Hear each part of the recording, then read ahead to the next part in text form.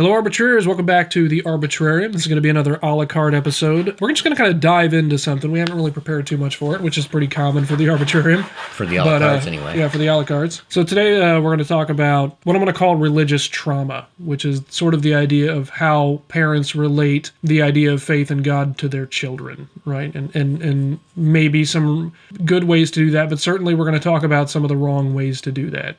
Personally, I've probably brought this up if I haven't in the Arbitrarium. I'm a Christian, but I don't really attend church. I consider myself like a existential, philosophical Christian. I actually do believe in the faith and all that, but I have trouble, like many people, and certainly many Christians do, with the dynamics of a church. Too often I feel like it's performative and ritualistic, and to me that separates me from what's actually beneath all of that. And so if I were going to join any group like that, it would be something more like a Bible study.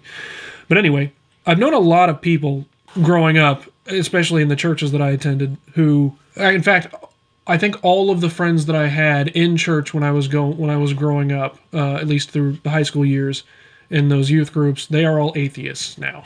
Like, I'm pretty sure every one of them are atheists now. But some of them I knew personally, I knew their parents, and when I would interact with their parents, it became kind of almost like no wonder that this happened, because the way that they engage the faith with their kids is more like they're wielding it like some kind of tool, instead of it being a conversation that they have about, I want to say a philosophy, but that's not exactly right. Instead of it being more of a conversation about what it is and trusting, maybe this is the central issue. For a lot of people, I've noticed that it doesn't seem like they have faith necessarily. Like, they think that they do, but when you look at the way that it plays out, it doesn't seem that way, because they seem to be so afraid of the idea that they seem to be so afraid of any challenges to God that to me it almost seems like, well, if you're that afraid of the challenges, then what you're actually afraid of is that it's not real and you're going to be challenged on that. Like, that's what it seems like to me. And when I see parents engaging with their kids like that, like in defensive mode, or really a hard power mode, you're going to believe this, you're going to learn it, this is what it is, and if you don't believe this and you don't want to learn it, then your soul's in some deep shit. Like, you're going to go to hell or whatever it happens to be. I mean, those are the really hard ones, but that seems to be a relationship that too many so-called Christian parents have with their kids when it comes to dealing with Christianity or whatever their faith happens to be. And I've never seen that work, not once. It's only done terrible things. And if you actually give a damn about your kids believing in God, then you're going to care more about whether or not what you're doing is successful than you do about whether or not you maintain that sort of power dynamic between you and your kids when it comes to who knows more about God, and whose relationship is the closest to God, and what they should have, and what they should do, what they have to do, the dogma of it, in order to be considered a good Christian or a good person in your eyes as a parent. Hi. So, a problem with people wielding God as a cudgel to compel obedience rather than a guide to understanding life. Yes. In so many words, I guess. But yeah, the idea of using it as a cudgel. Yeah, that would definitely be traumatic, and certainly, from my understanding, would good explanation of why those people end up being atheists, because once they're taken away from the rod, or when they're out of reach of the rod, well, it has no power over them. Yeah. So it instills this God as a set of rules that must be obeyed, rather than a concept to negotiate with. Yeah, and I think that also kind of puts God in a particular space instead of everywhere. You know what I mean? It sets God as a tyrant. It does set God as a tyrant. But when kids go off against that, it's sort of the sense that God exists. Their understanding of God is like, God exists back where my parents are, and that's a bad place. I don't want to go back there, so I'm going to leave everything about that, and that seems to be what happens. And what sucks about it is, in my experience anyway, I've never seen it cause anything but misery. And what sucks particularly bad about it is that these people go on with their lives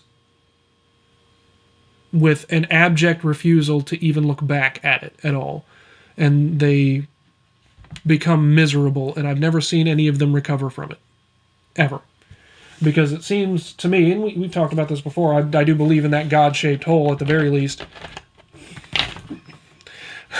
But, if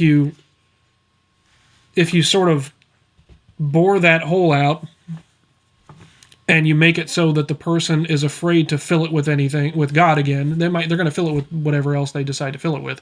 These days it seems like it's politics more than anything else. But if you make it so that they have such a distaste for filling that space with whatever God, like whatever God, whoever God actually is, because all they're looking at now is that God is that person that their parents told them that he is. In my experience, and maybe it's true nowadays, it's politics that fills that God-shaped hole. But I think it's less politics, more self-worship. They're taking the concept of, you are the sole moral agent in your own life, and twisting that to, well, you are the sole moral authority in your entire life. Yep, that actually goes into another episode I was thinking about having, but we can dive into that right now because it's important. That idea that, especially today, I was just actually lecturing about this not long ago with my motion graphic students. We've become an identity obsessed culture. Mm-hmm. And that kind of goes along with what you're talking about. We're identity obsessed. So everything that we engage with in terms of meaning, it's all modular. We sort of look at the world now, especially with the internet and things like that, and with God, especially with social media. Everything in the world is something we can grab off of a shelf, apply it to ourselves somewhere or somehow, and that is a presentation of who we are as a person. It's an extension of neoliberalism. Yeah, and that's all there is. Neoliberalism applied to identity. Yeah, and that's all that there is to it, and that's entirely superficial. Now, it's not always so neoliberalism, and it's not always that superficial, because then you end up with. So you were talking about how we've sort of looked at it in terms of. Yeah, I'm struggling here with words.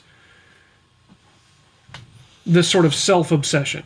Like we put ourselves in the middle, and the problem with that is that if we're gonna assume that we are the sole moral authority in our lives, the first thing we have to be able to do is trust ourselves. That we are smart enough, or that we are wise enough, or that we are good enough to be that authority. That causes a lot of problems, because I'm not sure I've met anybody who wasn't a sociopath who actually had that level of confidence in themselves. I don't think we actually believe that we have that kind of authority, that we are entitled to that kind of authority, or that we've earned that kind of authority. I don't think we trust ourselves enough. I think people are way too self-conscious for me to believe that. And self-consciousness and anxiety has only gotten worse. I mean, with millennials and to a certain extent Gen Z, we're like the anxiety generation. And I think that has a lot to do with it, because all of the existential weight is now on the individual. We don't have anybody else in terms of like a God or anything like that to place any sort of burden on when it comes to what is and isn't meaningful. And I don't think we trust ourselves to actually define those things. I don't think Nietzsche was right in that regard. We also don't have God as a source of strength. Yeah. And confidence. And bravery. Well, yeah, we as a side effect of that, and that whole self-worship and self-obsession, I can see this kind of because of that, we're turning it into a generation of cowards.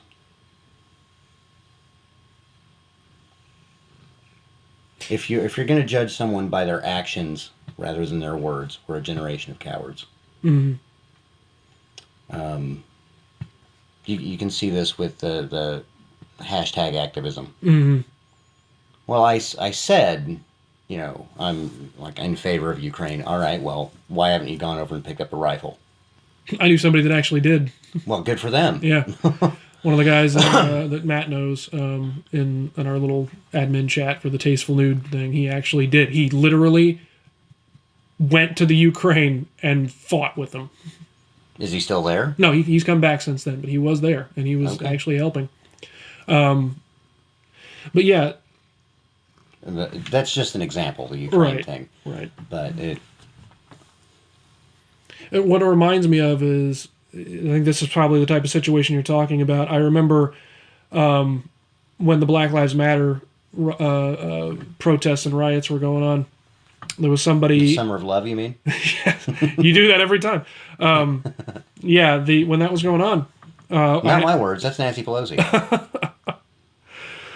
When that was going on, I saw somebody in some thread that somebody had posted. I don't remember exactly what it was, but this is somebody that I had seen post a bunch of things about going out and doing the Black Lives Matter thing, going out and protesting and going out and maybe even with a rifle and doing something. And then there was actually a protest in Indianapolis.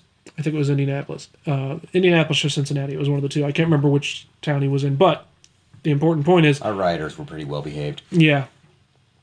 Apparently our cops weren't. I have it on good authority. Yeah, so...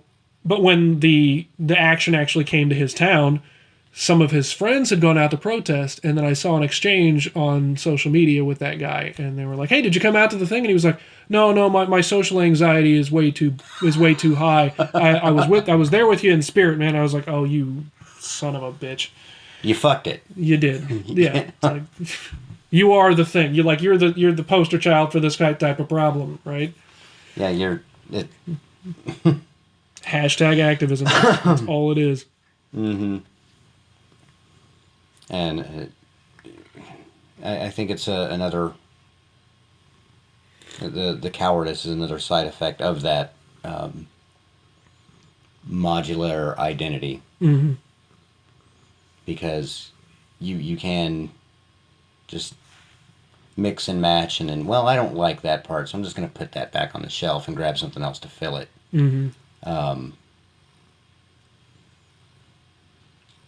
Well, none of it ends up being particularly meaningful. I mean, for one thing... It's more performative than it is yeah, anything like that. Anything with real substance to it. Well, I think people are afraid to attach themselves to anything with real substance unless it's activism of some kind. I think that's what it is. And even then, so many of those people, like you said, it's hashtag activism. It's building, it's curating your identity. That's all it is. Mm-hmm. On the most superficial level that you can. But you're doing it in ways that look meaningful but aren't meaningful. Right. But yeah, I think that's part of it. And I think when you remove any sort of God or authority above you as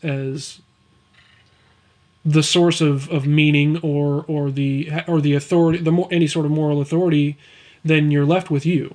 I mean, there's no way around that. And if you want a surefire way to end up in existential crisis, take on the burden of all of existence, because that's what you're doing. It's all on you. You might as well be a solipsist, because nothing around you can tell you at that point what's right and what's wrong. They can enforce their own ideas on you, but they can't tell you what's right or wrong.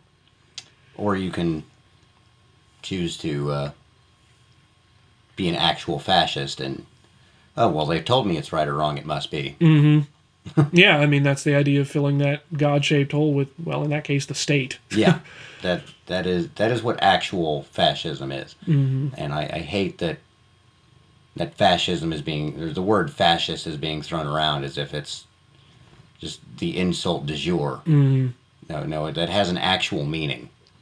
Yeah. and it is somewhat hard to pin down because Mussolini's original treatise has been expanded and warped and used by so many different people and added to, so it could mean a lot of different things. Yeah. But at the core of it, it is the state is God. Yeah. It is substituting God with the state and a spiritual dogma with a political dogma and making them one and the same. Yeah, I mean, all you got to do to get any sort of dogma to take on that spiritual aspect of it is attach it to the identity of the people that you want to follow it. That's all it is. Well, no, there's a further step to that. Convincing them that that this is the moral authority. Mm-hmm. You know, you can be a moral agent without having absolute moral authority. Yeah. And if you really want to drag them hook, line, and sinker, don't just convince them that this is now the ultimate moral authority, but you now have no moral agency.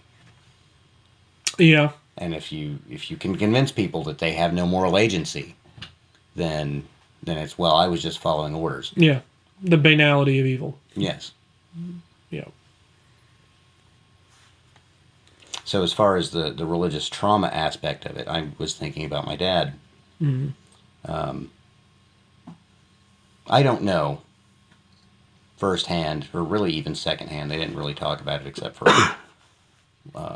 one particular instance involving a piece of artwork. But for whatever reason, my father rebelled hard against his religious upbringing. I don't know if religion was being wielded as a cudgel. I don't know. I don't know what was going on there. Maybe it was just the Gen X thing to do at the time. But you're talking about that God-shaped hole, and my dad swore up and down he didn't have the God-shaped hole. But if you looked at the way he spoke, the way he interacted with the world, it was there, and he was reaching for or creating anything to fill it. Mm-hmm. I remember one particular conversation he was talking about. I don't have the God-shaped hole. I have the universe. It's like, you pray to the universe, kinda. Well, that's a God-shaped hole, Dad. Yeah, I mean, that's almost by definition what the God-shaped hole is. I didn't say it at the time because I didn't connect the dots. I was 12, man. Yeah. Give me a break. But looking back, yeah, that hole's there. Mm-hmm. It was.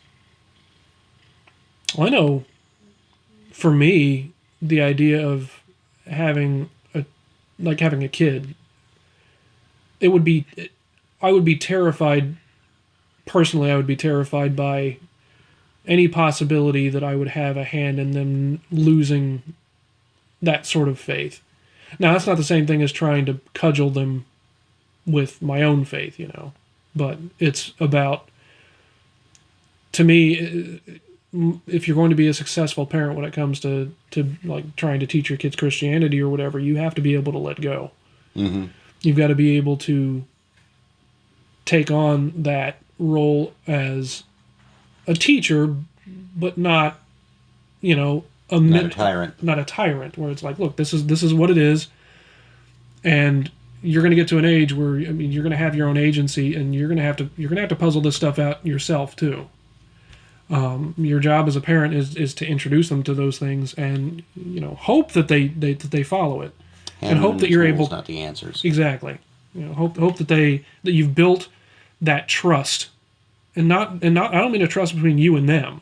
That's good, but that's not what I'm talking about. I'm talking about a trust between them and at least the idea of God, because what you're doing when you're wielding the cudgel is you are breaking apart the trust between that kid and God. Because then what you're doing is you're setting them up for failure. And you're setting yourself up as the priest. Yeah. Yeah. Yeah. Yeah, you're setting yourself up. Because kids already look at parents, if they're going to be religious at all, they look at their parents like that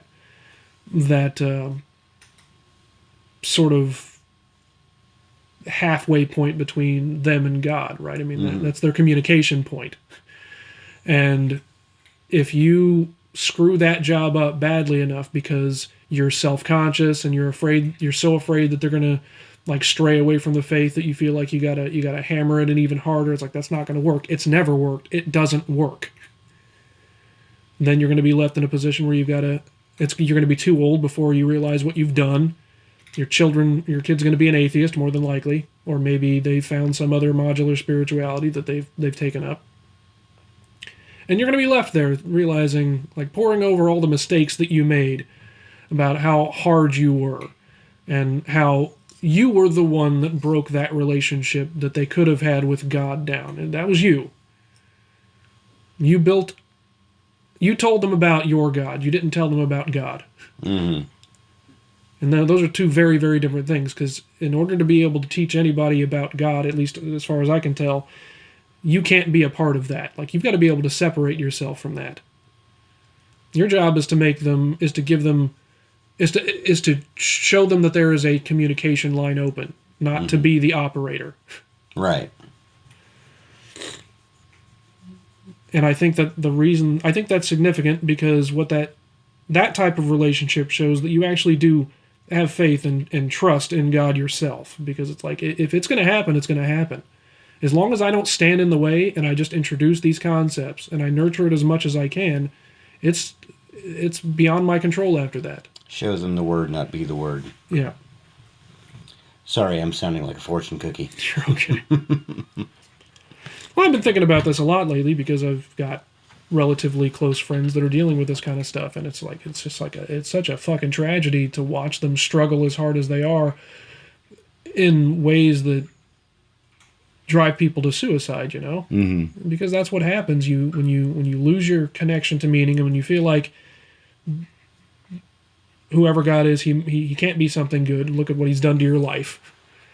You know, I mean, there's all these bad habits, these bad psychological habits, and these pathologies that people build up over time when they've been nurtured into a bad relationship with a God that doesn't exist. And when I say a God that doesn't exist, I mean the God of the parent and not actual God. That God that the parent has built up, that has all the personality traits that they think God should have. Or some of the more heretical churches. Yes. Yeah. And it's like, no, there's a book. I'll teach you what I can, and then you got to take over as a person. You know, you got to read that book yourself. Mm-hmm. You know. And we'll talk about the interpretations. Yeah. Yeah. But it's a discussion, not a lecture. Right. Because when they get old enough, they're going to have, hopefully, the same, power of faculties that you do. And once they get to that point, they're either going to question you, and there's going to be a fight, or they're going to question you and there's going to be a conversation. It depends on what sort of relationship you've built with them. Mm-hmm. And if there's a fight, it's probably going to be a fight not just with you, but with God. Since you've already set yourself up as the priest, yeah. Yeah. Yeah. Yeah. I think that's probably, let's see, we're probably running a little long on this one. We're right about on time. That's not too bad, about 25 minutes. That's our... So now that we've talked about blunt force Jesus. Yeah, blunt force Jesus. Maybe that's what we'll call this episode. Blunt force Jesus. Yeah, there was kind of a late night whim to try and do an Arbitrarium a la carte episode. And don't tell them our process. They'll take over. They got to find us first. Most of our listeners know where we are. That's true. They know where we live. Anyway, time to invest in the security system. Buy ammo. Yeah, I mean, that's all I got. I just figured we'd explore that for a minute and see where it took us, because I've been thinking about it a lot lately. You got anything else? I've just got keep your rifle by your side stuck in my head now. All right. Well, I think that's it for us for this episode. Arbitrarians. We'll be back with you next time. Thank you.